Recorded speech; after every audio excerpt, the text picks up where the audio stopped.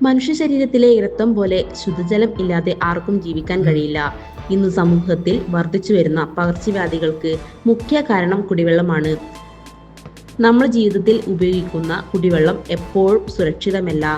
നമ്മുടെ വീടിന് മുകളിൽ ഉറപ്പിച്ചിട്ടുള്ള വാട്ടർ ടാങ്കുകൾ നാം 3 മാസത്തിൽ ഒരിക്കൽ വൃത്തിയാക്കേണ്ടതാണ്. നമ്മുടെ വാട്ടർ ടാങ്കുകൾ വൃത്തിയാക്കിയില്ലെങ്കിൽ അണുക്കളുടെയും ലാവകളുടെയും ബാക്ടീരിയകളുടെയും വളർച്ച ഉണ്ടാകും. കൂടാതെ വെള്ളത്തിന്റെ നിറമാറ്റം, ദുർഗന്ധം, ചത്ത ജീവികളുടെ അവശിഷ്ടങ്ങൾ എന്നിവയും ഉണ്ടാകാൻ സാധ്യതയുണ്ട്. സൂര്യന്റെ അൾട്രാവയലറ്റ് രശ്മികൾ യഥാർത്ഥത്തിൽ കുടിവെള്ളത്തെ ബാധിക്കുന്നു. അത് നമ്മുടെ ജീവന് തന്നെ ഭീഷണിയായേക്കാം. വാട്ടർ ടാങ്ക് സ്ഥിരമായി വൃത്തിയാക്കിയില്ലെങ്കിൽ വെള്ളത്തിൽ വസിക്കുന്ന അണുക്കളുടെയും ബാക്ടീരിയകളുടെയും ലാവകളും മൂലം നമ്മുടെ ആരോഗ്യസ്ഥിതി മോശമാവാനും സാധ്യതയുണ്ട്. മനുഷ്യന്റെ ഏറ്റവും സാധാരണമായ രോഗകാരണം മലിനജലമാണ്. 60% രോഗങ്ങളും ജലത്തിലൂടെ പകരുന്നവയാണ്.